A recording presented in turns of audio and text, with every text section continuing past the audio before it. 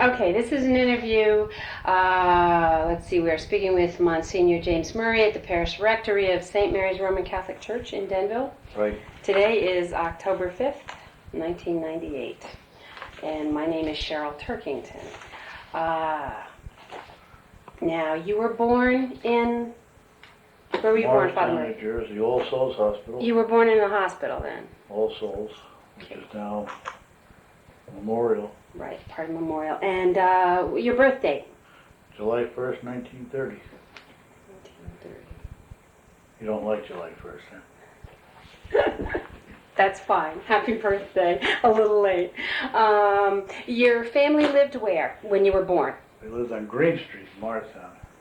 How you were brought home from the hospital to Green Street? I guess so. I'm sure I didn't walk. How many years had your family been living there? My grandfather built the house 1870, 1880. Your grandfather did? Yeah. What was the address? Do you recall? 11. 11 Green Street? Green Street, yeah. There was my grandfather was an interesting character. I think I told you about that. He was born in Genoa, typical Italian. What was his name? Michael Villani. Oh. And he was orphaned at about a year, and he was adopted by a family either in Bernardsville or Basking Ridge or Bedminster, one of those three. And it was an Irish family, and the first thing they did was say, they're not going to have any Michael Villanis enough. So they changed his name to Michael William. Michael William? W-I-L-L-E-A-N, William. Oh, okay. And they spoke Gaelic.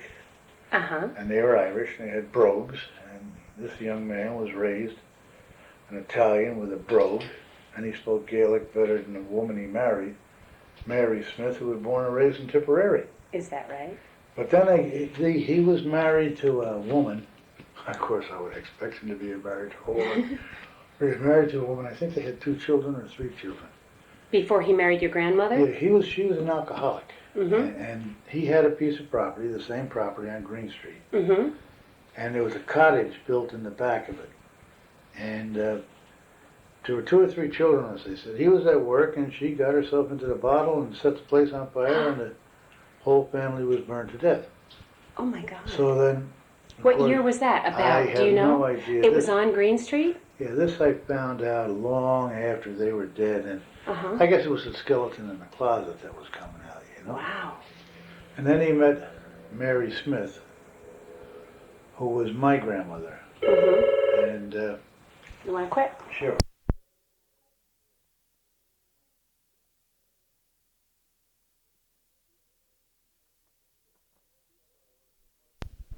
One summer I worked for the Morristown Library.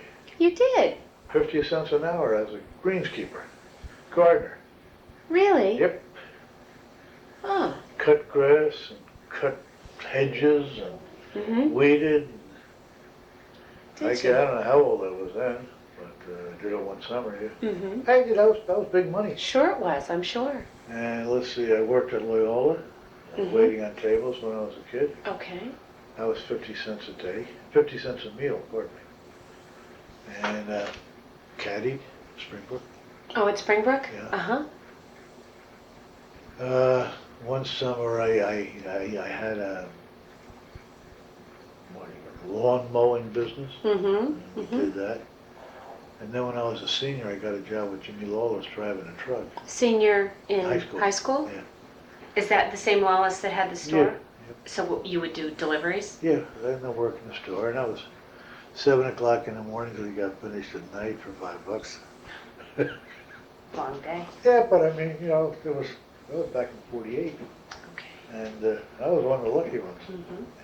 That's true. And you got very skillful in being able to take a knife and a wheel of cheese and cut out a half a pound or a quarter of a pound. That's quite an art to be able to do that.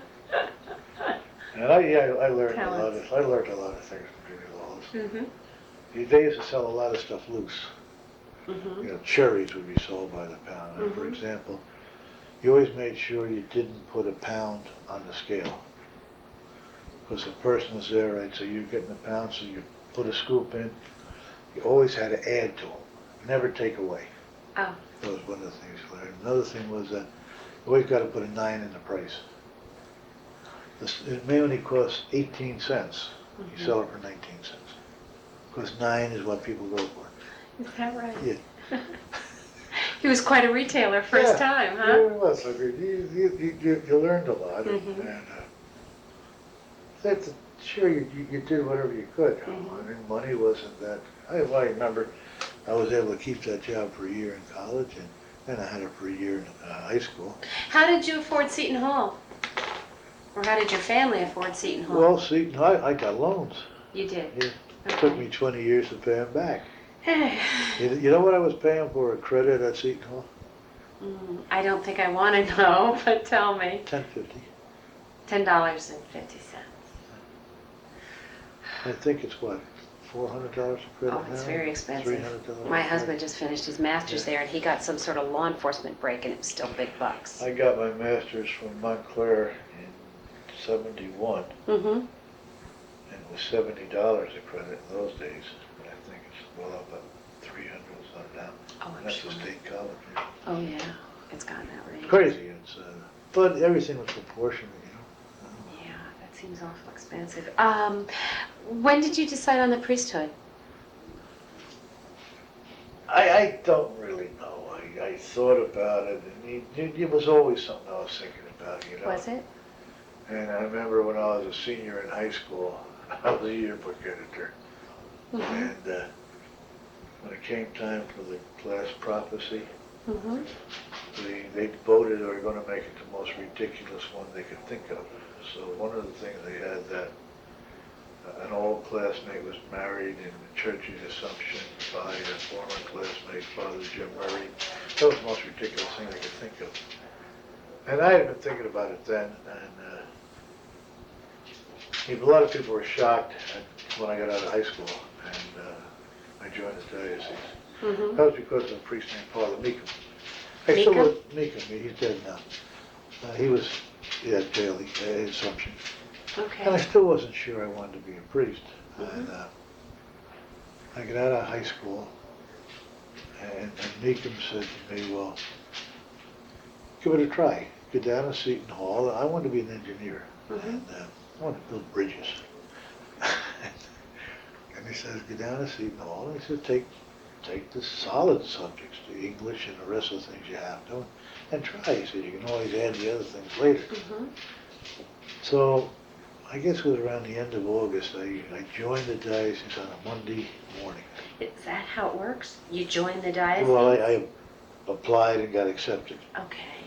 on a Monday morning, and on Thursday I got my Uncle Sam, want you letter. That was for Korea. Oh, really? Yeah. So because I was studying for the priesthood, I had signed up for it. I was exempt. You were? I was What year would that be? What was 48. Okay, Korea, all right, yeah.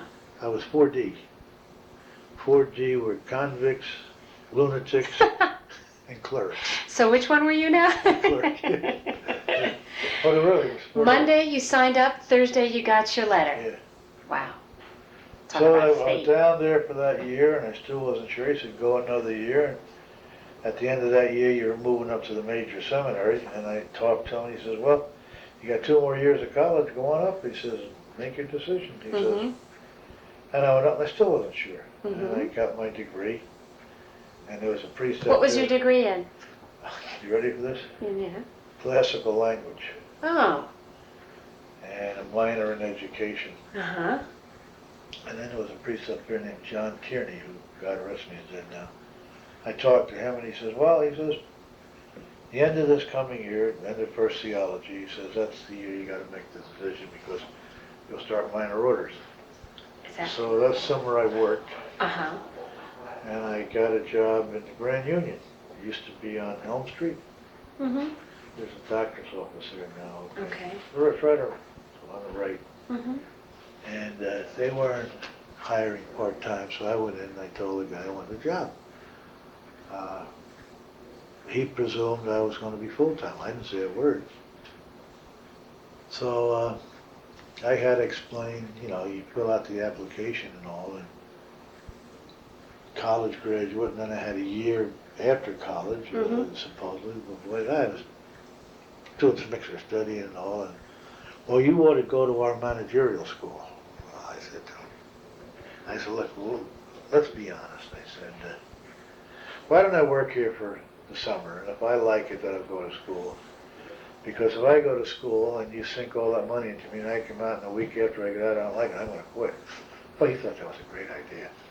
So he decided I was going to like it. Because I was going to work 6 weeks for I care.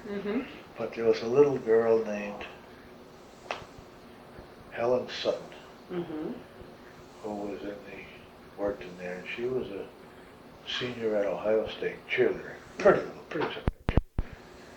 Well, I was kind of attracted to her, you know. So this guy decided that we'd be going out on our coffee breaks, and we dated a couple times during the summer, and then come the end of the summer, I had to make a decision. And I said, well, I like those things running around in skirts, but I can't say I don't want to be a priest. I can't say I want to, I can't say I don't want to be. So I'm back, and I've never regretted it. Now, so then you go 4 years, and then what's your training at that point? Then you got 4 more years of theology. Did you do that at Seton Hall? I did a seminary up in Darlington. Darlington. Immaculate Conception Seminary. Where's Darlington? Darlington where? Just south of Sutton, just on the state border. It's not there anymore. So you have to do 4 years of seminary there. 6. So you took your first 2 years of Seton Hall at South Orange, and then you moved to the seminary. And the reason was, in your college years, you were studying philosophy, and in the next 4 years it was theology. Okay. But they had a happy little facility there that the textbooks that you used for philosophy were written in Latin, and the textbooks you used for theology were written in Latin. And many times they come in and lecture in Latin, and many times they come in and they give you the exams in Latin. So. When did that change? Because you can't tell me they're still doing that. No, goodness no. That changed around the late 60s. Okay. After Vatican II? Yeah. And that's kind of a shame. It really is. It was much easier to learn in Latin. Was it? Yeah, sure, because there were a good many phrases and concepts that you could just pass over 1 or 2 Latin words and everybody knew what it was. Yeah. And to try to explain them in English was tough. And, so Latin was not something that we studied, it was just something we used. So it was 2 years of Seton Hall and 6 years in seminary. Oh boy. Now, so you were ordained then? 56. 56. And where would you be? I was ordained in St. John's Cathedral in Patterson. Oh, okay, in Patterson Diocese. Yeah. Right. And then Patterson Diocese, Morris, Sussex, and Passaic County. County. That's our diocese. Yeah. Right. And your first assignment? St. John's Cathedral. Oh, right in Patterson. I spent 10 years there. Did you? Yeah. Then Bishop was sending me to Bailey Ellard. And I told him I didn't want to go there. And he said, where you going? I said, well, I don't want to go. He said, but if you say I got it, I'll go. So then he called me and he says, well, you're not going to Bailey Ellard. You're going over to St. Brendan's in Clifton. And you're going to be pastor in Pectoray. Pectoray, that means in the heart. Oh, okay. Nobody would know. And I thought the world of the bishop for that, simply because the pastor there was a man who founded the church, and he was in the hospital dying of cancer. And this man had enough sensitivity to say he's going to die as pastor, even though he's not. So he said, when you go, you're a pastor, but nobody knows it. You have all the authority and all the rest of it, but don't ever say a word. I remember checking in to see the pastor, and his saying to me, I always wanted one of Walter Hill's curates. And I'm really his boss, but he never knew it. So the bishop had said, you're going to be there a year, and then you're going to Bailey Ellard. So I went to Bailey Ellard for 4 years. Oh, you did? Yeah, I was head janitor. Supposedly I was director. But you know what that means, right? Yeah. Means that you're the last one out at night, and the first one there in the morning. All right. And then I came here. What years were you at Bailey Ellard? 67 to 71. Oh, okay. And then you've been here at St. Mary's ever since? Yep. All right, listen, I have to get back to my interview here, though. All right. Hold on. That big copper boiler. Mm-hmm. And the big thing was making root beer. And we'd make root beer every summer. And you know, you put the extract in and the sugar and the water. Then you had a capper, a bottle capper. Mm-hmm. And sometimes you got too much yeast in the darn stuff. And at night it'd be boom, boom, and it'd all pop. But stupid things like that, you know. Now, the schools you attended in Morristown, did you go to kindergarten? Do you There recall? was no such thing as kindergarten. Oh, there were a few. Well, There were a few not when I kindergartens. was Not young. where you were? No, we went to first grade. Okay, because there were in other areas I run by started- single ladies. I started in first grade, At, Bailey, okay. and I got out of high school in Bailey, What year did you graduate high school? 48. Did most kids graduate high school? Yeah. Of your friends and neighbors? Yeah. So you all, It was just a thing you did. I mean, there was nothing unusual about it. well, there were plenty of kids that dropped out of school.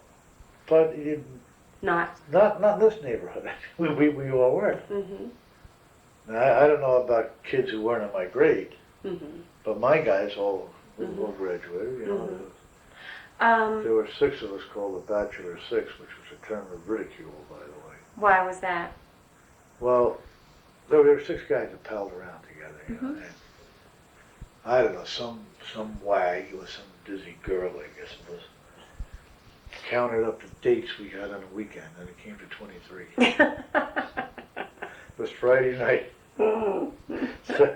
Saturday, Sunday after I got Sunday night.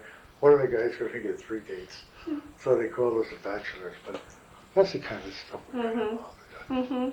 I can remember down at Lidgewood Field, you know, we did stuff that wasn't too nice. I can remember we'd hide in the bushes and wait for the gals to go into the outhouse and then tip it over.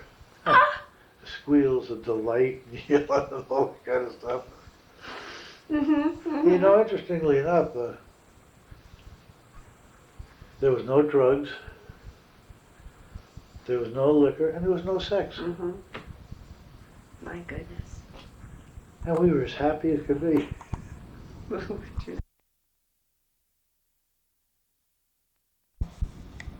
Because I don't know what the public schools were. Do you have a sense now of how they were different then? In what I respect? think they were different in the sense we were taught religion. Okay. They were identical in the sense of discipline. They were identical in the sense of being able to teach God. Because a public school could teach God just as much as a Catholic school. They had more money for uniforms and stuff like that for teams.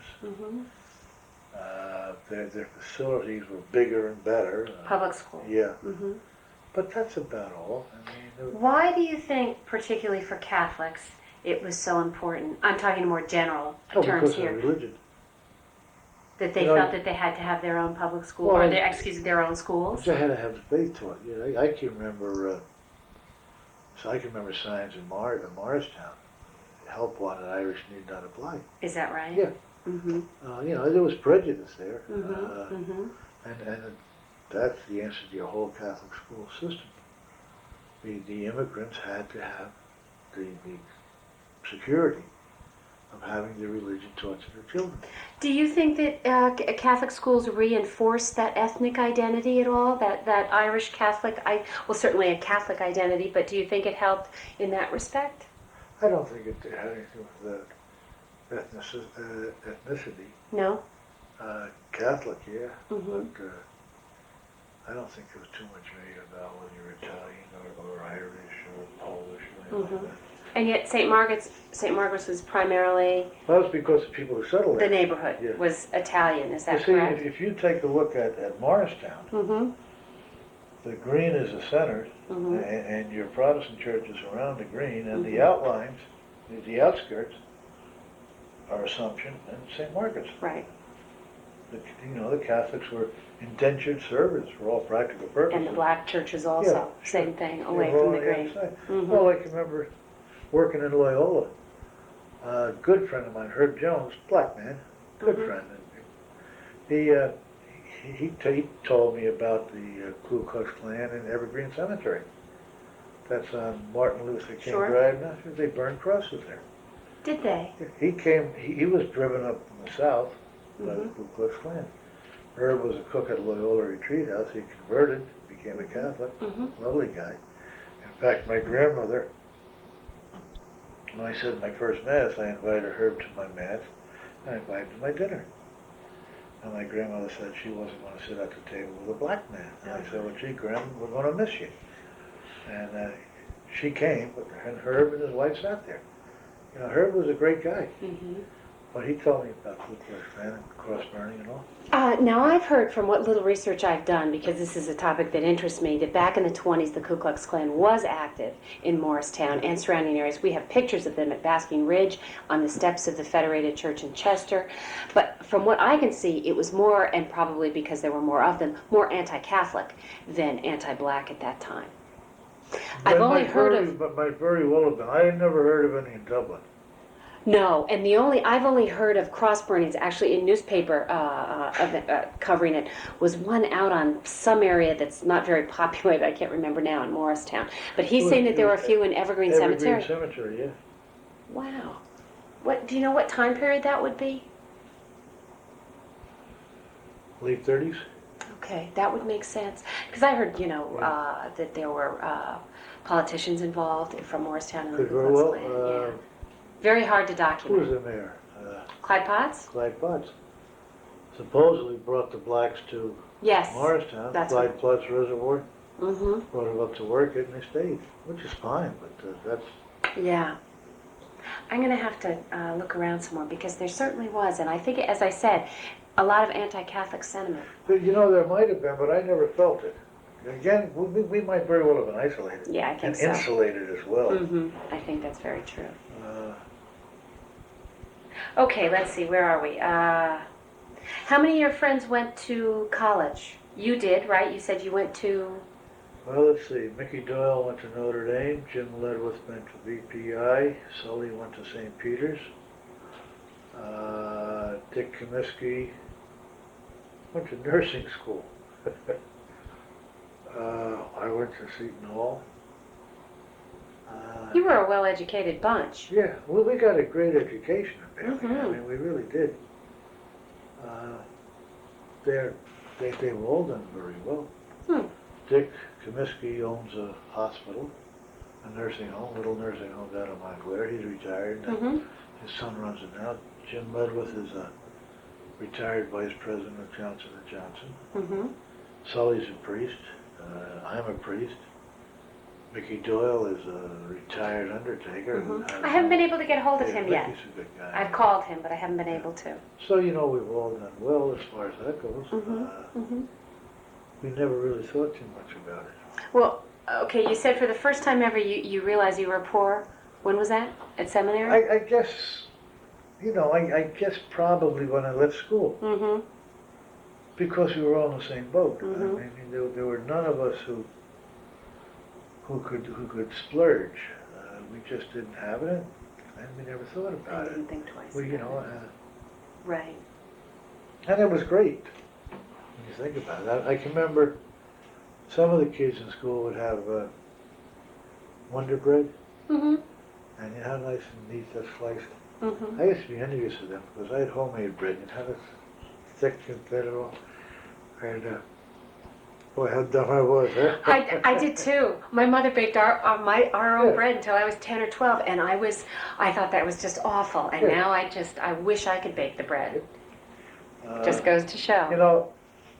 Some of the things that I love, Mm-hmm. brown Betty. Brown Betty. You ever have brown Yes, uh-huh. Betty? Cheese pudding. No. Don't know cheese pudding. Cheese pudding is bread pudding with cheese. Oh, uh-huh. Rice pudding. Yeah, see, Bread no one makes pudding. rice pudding and bread pudding. Well, they call it polenta now, and it's very, very expensive if you get polenta. It was cornmeal. Like a cornmeal, right? Yeah, Uh-huh. and it was cooked on a flat, it was boiled and then laid on a flat dish and dried or Mhm, cooled, and then sliced into squares and then fried, and you had it with Brer Rabbit molasses. Oh, perfect. Wow. Okay. But those are scalloped tomatoes. right? Baked macaroni. They were all the cheap things. Smelts. Remember smelts? The As in the little fish Yeah, things? they were No, cheap. They were delightful. Yeah. Kidney stew. I loved kidney stew. Lamb stew. Beef stew. They were the cheap things. And you didn't realize though that they were. And they were great. You go out now and you try to get them to an arm and a leg. Forget it, right? You like lamb stew? I can't eat lamb. Really? I can get cow down, and that's about it. I was going to tell you two good places. Oh, why? Who has good lamb stew? Kiernan's Pub up in 206 in Flanders. Oh, I know where that is. Every other Tuesday. They have In the lamb winter stew. they have lamb stew. That's delicious. And Can eat those lambs. Charlotte's up in Dover? Oh, I've had dinner there. Every once in a while they'll have lamb shanks. Oh, really? They're delightful. Charlotte's, I like that restaurant. I was there last night, and guess what they had? Lamb shanks. You're lucky guy. We used to get lamb shanks when I was a kid because they were the parts they cut off the leg of lamb. They were as cheap as they could. Was there a butcher that your mother would go to, or was it? Lawless's, yeah. Where? Lawless's up on the corner okay. of South and Elm. So that would be all your foodstuffs that you could get, meat and everything, And produce? it was all the cheapest stuff. And then of course they grew a lot. My grandfather had a cellar, and it was a room about twice the size of this, and it was dirt Oh, floor, okay. Yeah. And they used to put up all the canned peaches and pickles and beans and all that. And then about half the size of this present room, we grew mushrooms. I mean, mushrooms were a staple. Is that right? Yeah. I assume most folks in the neighborhood would do the same thing? I have no idea. Yeah. But we used to go out for mushrooms. Do you ever hear of Ox Lane? No. Harder Road? Uh-huh. Well, that was Ox Lane. Okay, Ox Lane. And that was a great spot for mushrooms because it was cow pasture. And that used to fertilize all. And you get out about 5 o'clock in the morning and the mushrooms, and you get a big thing of mushrooms.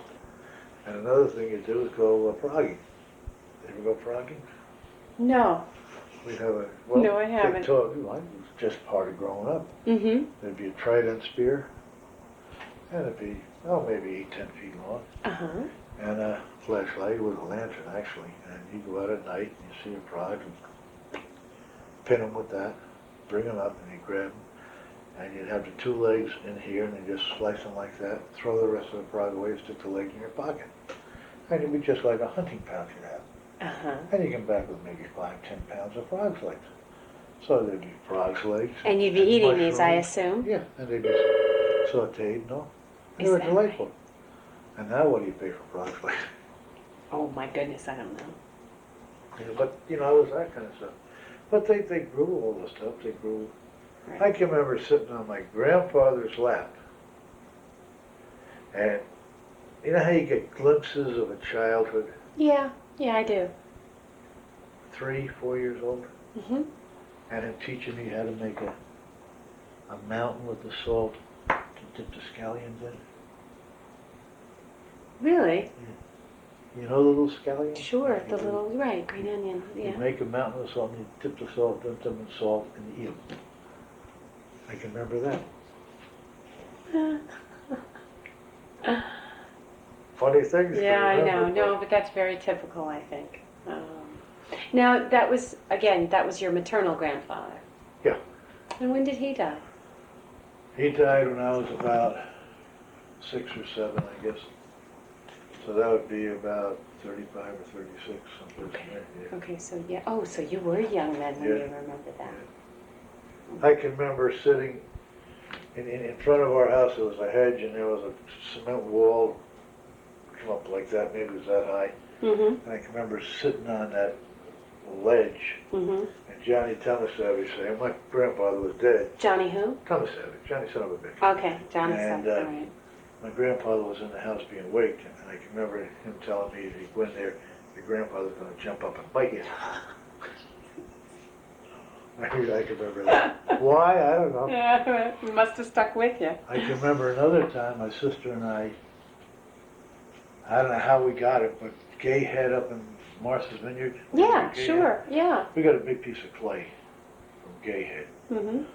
And Arthur McCune's blocks over on Ridgedale Avenue. He Okay. had a cement block factory over there. Uh-huh. But anyhow, Arthur McCune married Alice Oh, Doyle. yes, McEwen, of course. And Alice Doyle, no, this is M-C-U-C-U-N-E, not K-E-O-W-N. M-C-E-W-A, the guys at the brick factory? The No, same McEwens? No, Oh, different. McEwen has the, monuments. Oh, okay, okay, This yes. is McCune, M-C-C-U-N-E. Mm-hmm. Anyhow, I can remember Okay. Arthur was born on Washington's birthday, and McCune's had a tavern over on Evergreen Avenue. Mm-hmm. And every year they have the party in the tavern in the afternoon. And we always went. One year, I don't know how we did it, but somehow or other, my sister and I don't even know how old we were, got this clay and put water in it and made it like into a paste, like a paint. Mm-hmm. And we painted the front steps of the house we were living in with this red clay. And I remember, I don't know who said it, but we didn't go to that party till that thing was scraped off. But then we had it cleaned, part was over. And I can remember some of the guys coming, are you going to the party? Yeah. Well, I bet you never did that Well, again. no, we didn't paint it again, no. What about, did you ever do any, after-school jobs or during the summer or even while you were in college or? Oh, yeah, sure. I can remember I used to, Let me flip it.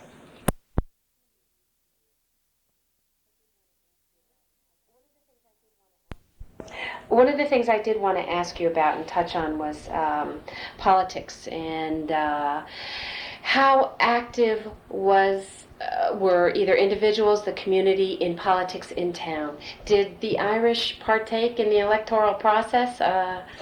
Again, I'm talking about when you were younger, when you were growing up. What do you remember? I don't remember any politics. Not at all. No. Did your folks vote? I'm sure they did. You don't particularly remember. But I don't remember ever discussing politics. I don't remember. You don't.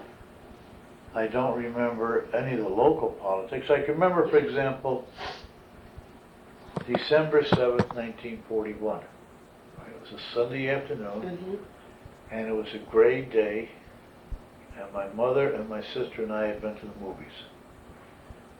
And we came back about 4 o'clock in the afternoon, and my grandmother was sitting on the sofa, and she was crying, and the radio was on, and I can remember her saying, "Margaret, where is Pearl Harbor?"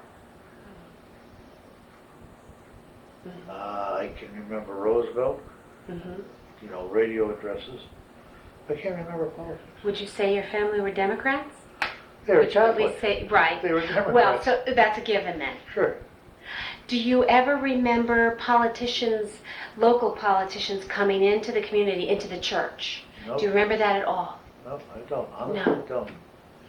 I don't. I know that they would sometimes come into the black churches right before Election Day. There was also talk of spreading money. I don't recall that. I Not at all. honestly don't know. And you don't remember any politicians in time? Not when I was growing up. After I was in the seminary, Ray Manahan and people like that, yeah, I remember them. Okay. But, Right, the Manahan. But nothing as... I'm trying to think of the police chief. It wasn't Holly, it was... who was the other guy that was in He there? lived up on Maple Ave. Wilde? No, Herbert Wilde? This W-I-L-D-E-Y? was back in the early 40s. You got me. But I can remember there were a couple of us in the neighborhood who had BB guns. Yeah. And the guys from Abbott Avenue came down and shot out the lights on James Street. And the cops come down and rounded us, a couple of us up, and brought us up to headquarters. Would headquarters been at the Ovale Mansion? Yeah. Okay. And we were there, and there was a bowl of nuts on the table. I remember we ate them. And there was a map on the wall with all colored pens. We changed every pen. And the chief finally got us in there and started, so I said to him, wait a minute, I can remember this. How old were you? I was probably about 12 or 13. Okay. I can remember saying to him, you know, you can accuse me of anything, but don't accuse me of being stupid. Mm-hmm. If I'm going to shoot out lights, I'm not going to shoot them out in my neighborhood. Mm-hmm. And that's all I'm saying. Mm-hmm. And of course they let us go. Mm-hmm. Where I ever got the guts to say that, I don't know. I can remember as clear as day saying that to them. Boy, we did a job on the map. I don't know what the pins represented. Crime was never Well, the I'll tell you same, I'm something. sure. They didn't know what it represented after either. Bowers, Jeannie Bowers. Oh, Eugene Bauer. Jeannie Bowers, that was B-A-U-E-R, yes, he lived okay, up on Eugene Maple Bauer. Avenue, yes. Oh, all And right. he went with my mother before either one of them were married. Uh-huh. Maybe that's why I got the courage, because I knew that. Okay, yeah, you had an in there. How about stores downtown in that area? You talked about going to the movies. What movie theater did you go Community. to? Community. And if you were lucky, you had 11 cents, you go up to the Palace. Which was over on Speedwell Avenue, Yes. you know where Toys, well, Yeah. Salney Brothers, Toys R Us was in there. Right, kind of across from headquarters, is Yeah. that right? Yes. For 11 Mhm. cents, you got a triple feature. Triple? Yeah. Wow. And then there was Park and the Jersey. Where was the park? You know where that fountain is on the square? Yes. Where they have the driveway going down on it? Where Water Street used to be? Yeah, Okay. down in there. All right. That's where the park was. And the Jersey? Jersey was up on Washington Street Washington. by the Court Diner. Right, okay. So those four theaters. And you would, depending on what was being shown, you'd hit them all? Yeah, and well, it depended upon who was working. Because some of the guys had jobs as ushers there. Oh. And they'd be near the door and they'd open the exit door and then we'd go. We didn't have money. Any other places downtown that you recall? Any, Thodey's. Thodey's? Yeah, that's where Okay. Jodo's is now. Right, was that like an ice cream That was an confectionery? ice cream confectionery place, yeah. Mhm. If you had it, if you could spend a dime, you could go in the back. If you didn't, you couldn't spend a dime on a nickel Coke, you had to sit up on the counter. Oh. But that was a big place where you met the girls when we were in high school. At Thodey's. So and you carved your name in the booth, Uh-huh. Big thing was a dusty road that cost a dime. A dusty road? Yeah, that was a piece of pound cake and a scoop of vanilla and chocolate syrup and crushed nuts. That was a dusty road. That was a dime. That sounds pretty good. And a nickel Coke for 15 cents. Not You a could see not the a bad world, deal. boy. Now what else? Jodo's was a place. Epstein's, of course. Epstein's, yeah. Any markets or anything like that downtown that you recall? Or did you use everything pretty much, or would your family have bought it just in the neighborhood? I don't really remember. A&P was down there. Okay. That's Mhm. down on South Street, where Yeah, across from the auto dealer. yeah. Across Mhm. from St. Peter's Church. Yes, right. We have photographs of that. A&P was down there. What about, say, for your birthday? How would a birthday be celebrated? Would you get gifts? Did you get a cake? They'd make you a cake. Mm-hmm. And I mean, some of the icing used to be lopsided, but it was, I don't know, there was always a party. And you'd get presents or a present? I don't think you get many presents as I recall, but it'll be a big day, you get ice cream Mm-hmm. and cake, and And have a party? that was it, yeah. Mm-hmm. What you did, I don't know, but Okay. like I said, we were poor, but we didn't know it. Christmas? Christmas, I remember, the best part about Christmas was the stocking. We used to get my grandmother's cotton stockings. Of course, we didn't have a Yeah. fireplace, we'd hang them on the door. Mm-hmm. And my sister loved pineapple juice, and I loved tomato juice. And at the base of the stocking, there would be a can of tomato juice, Campbell's, and a can of pineapple juice. And we could drink the whole thing. And when you put that at the base of the stocking, boys, it's stretch. And stocking was a big thing. It was then, back then. Yeah. Wasn't much, because there weren't many other presents There was or... only one present. Right. And so And stocking was usually pretty the exciting. present was clothing. Okay. Mm-hmm. But the stocking had all kinds of things in it. They might have been nickels and dimes or, Mm-hmm. 5, 10 cent store stuff. But Wow. My goodness. yeah. Well, as I said, I'm going to stop here. There are other things I want to ask you about. I do want to talk to you a little bit more about the Catholic schools, maybe the nuns, and a few other things like that. Sure, be happy to. But actually, I think I'm going to be running out of tape soon. Well, I'll be back the 24th, 25th, so Saturday, so, Of October. yeah. Okay.